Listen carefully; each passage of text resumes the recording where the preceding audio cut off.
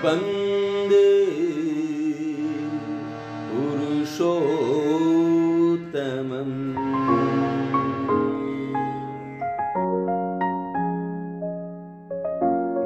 परम प्रेममय श्री श्री ठाकुर श्री चरण रे मोर अनंत कोटि भक्तिपूर्ण प्रणाम। परम पूज्यपाद श्री श्री आचार्य देवंक श्री चरण कमल रे मोर अनंत कोटि भक्तिपूर्ण प्रणाम। उपस्थित समस्त दादा और माँ माननकु मोर यथास्थान रे प्रेम प्रीति भल पाइबा ओ प्रानंदित जय गुरु प्रणाम। आशा करे समस्त भलरे अछंती एवं भलरे रहिबा पाई जहाँ जहाँ आवश्यक ताहा जेमिति समस्तंकु परम पिता परम दयाल से प्रदान करंतु यह ही प्रार्थना जाने। आज मु पुणी प्रसंग 17 गोटे बाणी पाठ एवं आलोचना करी आपण मैंने धैर्य सहकारे शुणवे। ठीक अच्छे आज बाणी रे विशेष भाव जे किपरि भाव आमे आमर ज्ञान बा दर्शन रो परिधि को वृद्धि करि परिबा, आमे किपरि भाव ऑलराउंडर हो परिबा, आमे सुदक्ष जहाँ जहाँ आमर आवश्यक से सब प्रकार विषय सब प्रकार कार्य निपुणता अर्जन कर दक्षता अर्जन कर यही विषय आज बाड़ीटी आलोचना कर। तो आसतु बाड़ीटी आलोचना करवा। अहं को जेते दूर रखिब तुमर ज्ञानर बा दर्शनर पाल्ला सेते ही विस्तारित हो। 17 बाणी श्री श्री ठाकुर जे अहं को जेते दूर रखिब तुमर ज्ञानर बा दर्शनर पाल्ला सेते ही विस्तारित हो। बाणीटी पाठ होला परे श्री पितृदेवଙ୍କ आदेशरे सुरेंदा आलोचना करबा को लागिले। सुरेंदा कहउतंती अहं अर्थ मु सब मु एई भावटा एई मु रो भावटा रहिले सेखी हुए नाही। श्री श्री पितृदेव मु सब मु ही सर्वे सर्वा मु ही कर्ता एई भावटा को दूर रखिबार कथा कहउछ तो मु रहिले आहुरी किछि रहे सेटा कोन कुह सेटा किपरि शिखी हो कुह। सुरेंदा को चुप रहिबा को देखि श्री श्री पितृदेव कहले मु कर्ता रहिले अपर ठारू मु अन्य ठारू किछि शिखी बार अछि एई भावटा आउ रहेनी। मते किछि शिखिबार अछि मु भी कौनसी जिनिस रे अपूर्ण अछि बा मोर किछि शिखिबार अभाव अछि एई अभावटा आउ रहेनी। शिक्षा रो मु सब किछि जानि छि एई भावटा आसे तेणु करी आमे शिखिबा मु मोर अहंकु दूर रे रखिकी निज को कर्ता न करिकी जदि अन्य जन को कर्ता करे यही प्रकार कुहा होचे कि श्री श्री पितृदेव प्रश्न पचारे। सुरेंदा कहते परम कारणिक जी तांकर कथा कुहा होची गुरुंको कथा होची एठी आलोचित। श्री श्री पितृदेव मु कर्ता भाव आसिले मु कर्ता यही भाव आसिले सुरेंदा मध्य किछि न ये भी किछि न सीए भी किछि न जगत रे एते जीवजंतु किए मध्य किछि न कहार किछि मूल्य नाही एमिति मने हुए। ताहाले जदि एमिति मने हुए ताहाले किछि शिखी हुए नाही। सुरेंद्र पाखुर मध्य किछि शिखी पारिबिनी आउ मोर ए जो मु कर्ता भाव जेतेटा न रहिबो जदि न रहिबो जेते परिमाण रे न रहिबो सेतिकी परिमाण रे मु समस्त को मर्यादा देबा को शिखिबी समस्त को मूल्य देवा शिखिबी भैल्यू देवी एथिरे कौन हम ना एथिरु मोर शिखिबार पथटी विस्तारित हम विस्तार हो चलिबो विस्तार पथरे चलिबा बा चालू चालू परम पिता पाखरे आमे पहुँची जाऊ हेले देखु आमे परम पिता पाखरे किपरि पहुँची पारिबु परम पिता परमेश्वर सी तो होचंती सर्वशक्तिमान षडैश्वर्यवान सबु किछि सुदक्ष तांके भलिया दक्ष आ कहीं नहंती एमिति कौन सी कार्य नहीं से जानी नांती एमिति कौन सी ज्ञान बा दर्शन नहीं तांकर अज्ञात अच्छी सी जानी नांती एमिति किछि ज्ञान नाही तो आमे जते बेले एई अहं को छाड़िकरी समस्त को मूल्य देवा चेष्टा करे मर्यादा देवा चेष्टा करे सेते बेले कौन हुए आमे विस्तार पथरे चले एवं एई विस्तार पथरे चालू चालू आमे कौन हो पड़ू ना तांको पाखरे पहुँची जाऊ तो भगवान को पाइबार गोटे बाट एटा जे अहं को त्याग करवा तुमे भावी पार विस्तार किपरि भावर हुए जेपरी तमे खजुरी गछरु गुड़ तैयारी करि जानिच तुमर जण अछि किपरि भावरे खजुर गछर मुंड को काटी सेथिरे हांडी बसैबा हुए केमिति करिकी रस बाहर करिबा हुए तुमे कीर्तन जानिन रोसई मध्य करि जानिन ननिदा भल कीर्तन करि जानती तुमे ननिदा पाखरे जाई भल कीर्तन शिखिल हरिपद दा भल रोसई करि जानती तुमे हरिपद दांक पाखरे जाई रोसई करिबा शिखिल एही परि भावरे तुमरो ज्ञानर परिमाण बढ़ी चलियो आउ जदि अहंकार बेसी रहे ताहले कहा पाखरे मध्य तमे किछि शिखि परिबनी ननिदांक पाखरे मध्य जाई परिबनी हरिपद दांक पाखरे मध्य जाई परिबनी इष्ट प्रसंग तारीख 22/12/1975 एबे देखंतु आमे किपरि भावरे ईश्वर को बा परम पिता पाखरे पहुँचे पारिबु से विषय रे किते सुंदर भाव कहते जे आमे समस्त को मूल्य देबु समस्त गोटे मर्यादा अच्छी से मर्यादा देवाक शिखिबार अच्छी हेले मर्यादा देवाक शिखिबा गले कौन करबा पड़िबो ना सर्वप्रथमे तांको भितरे जनक भितरे कौन भल गुण अच्छी सेटा को खोजी बाहर करबा पड़िबो यही विषय रे मध्य श्री ठाकुर बाणी दी जाइए ता विषय या पूर्व आमे आलोचना कर सारी प्रशंसा आम जिते करूँ आ प्रशंसा केमती भाव कर भितर जहाँ वास्तविक भाव अच्छी से प्रशंसा तांकर दोष न देखिकी तांकर भूल त्रुटि को न देखिकी ताकू साइड कर देकी आमे जदि तांकर प्रशंसनीय अर्थात तांकर गुणराजी सद्गुण जहाँ अच्छी सत अभिज्ञता जहाँ अच्छी ताहाकु जदि आमे बाहर करिबा एवं सेतेबेले जेतेबेले आमे ताहा देखि परबु जेतेबेले हमर मनटा चक्षुटा मनटा निर्मल होबो सेतेबेले हमर चक्षु निर्मल होबो एवं सब दिगरे आमे भलटा ही देखि परबु तो जेतेबेले तांको भितर से भल गुणटा आमे खोजी बाहर करि परबु सेतेबेले तांको आमे मर्यादा देई परबु नचेत आमे मर्यादा देई परबु नै आउ गोटे कथा कौन ना यही बाणी अनुसार आम भितर अहंकार मु जाने मु पारे मु सब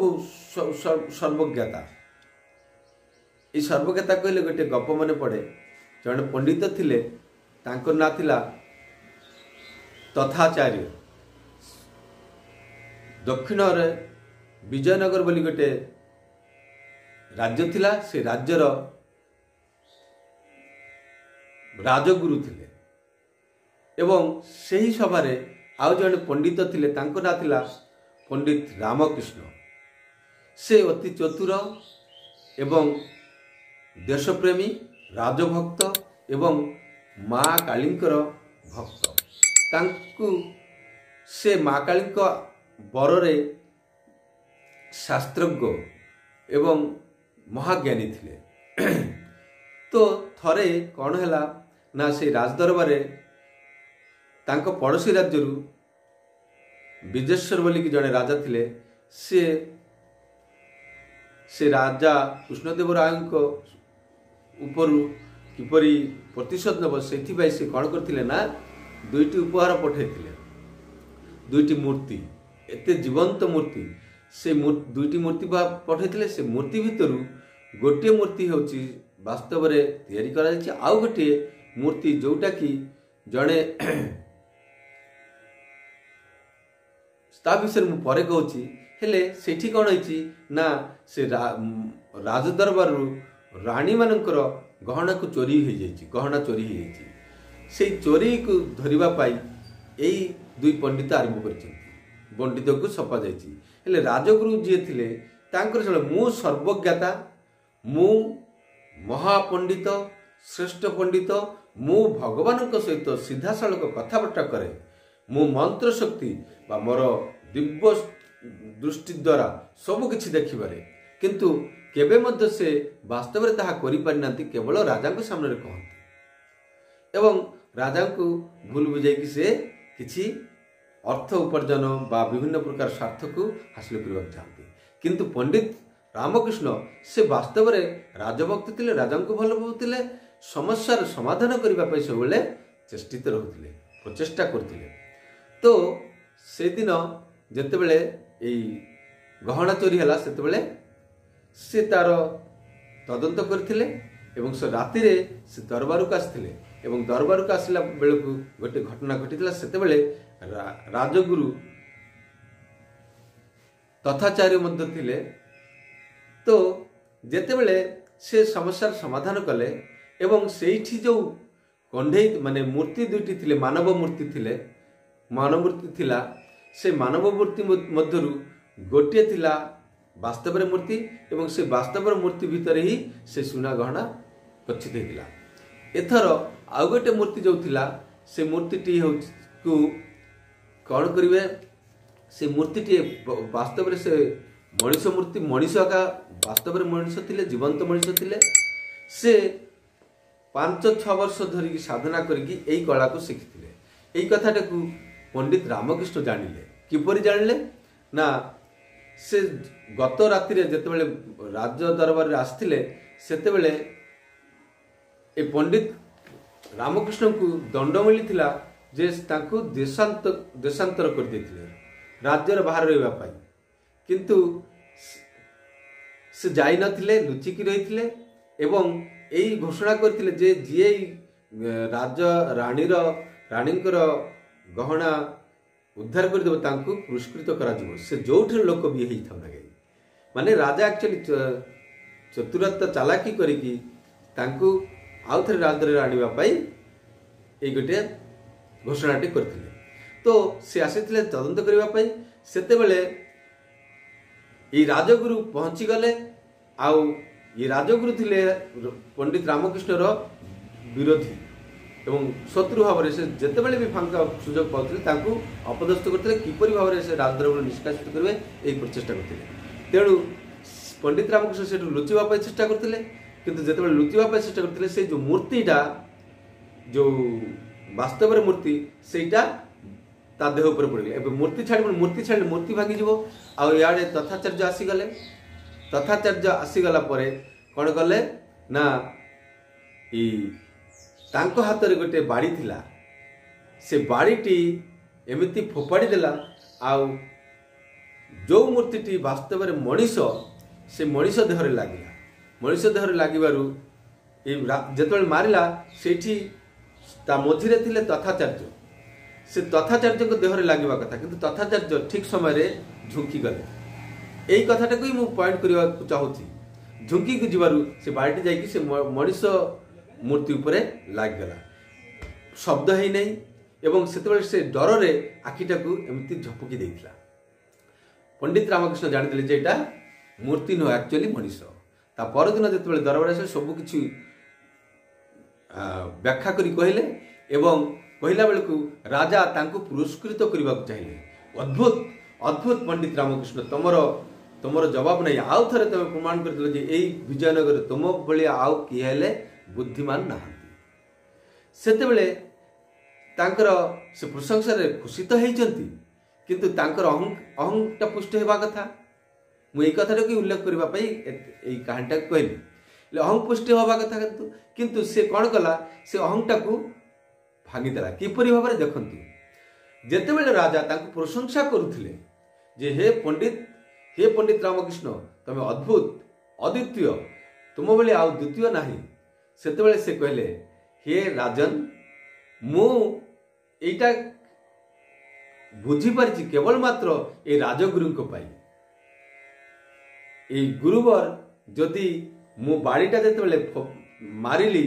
सेतेबेले जदि गुरुजी बा गुरुवर जदि झुंकी जाई नथंता ठीक समय रे हेले ए बाड़ीटी सेई मानव मूर्ति ऊपर लागि नथंता आउ मानव मूर्ति जो जो पलकटा को झपकेला आखिटा को बंद करथिला सेटा मु देखि पारि नथंती आ बाड़ीटा लागले कौन सी धातु निर्मित मूर्ति रे बाड़ी लागले आवाज हवा कथा शब्द हवा कथा सेठी शब्द मध्य ही नथिला तो एई कामटा मु ए राजगुरु को पाई ही करि पारली तो एठी कौन बुझिली जे जदि राजगुरु पंडित रामकृष्ण को स्थान रही था से कौन कदापि कही था जे पंडित रामकृष्ण जो मु एई कामटा करि पारली तो पंडित रामकृष्ण किंतु सबु श्रेय ए श्रेष्ठता एई प्रशंसार अधिकारी बा प्रशंसार उचित पात्र निजक का बनै पारिथांता श्रेष्ठ बोली कि निजक का प्रमाण करि पारिथांते किंतु से कदापि ता करनांती से कौन कले तार अहंटा बढ़िबो बोली कि से ए अहंकार को निजर प्रशंसा को निजर श्रेष्ठता को पंडित राजगुरु को दे देले